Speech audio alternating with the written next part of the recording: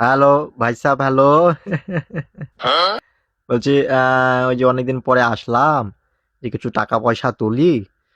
আমাকে আবার ওই যে মেডিকেলে যেতে হবে, ওখানে গিয়ে আলট্রাসাউন্ডটা করতে হবে, বুঝলেন? হ্যাঁ।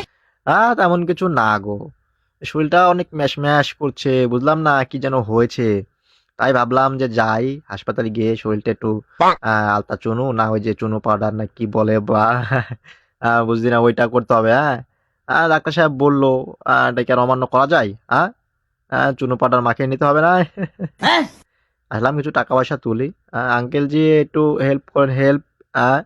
টাকা তুলি, কত জন পিন 017 ফাঁক দিবেন।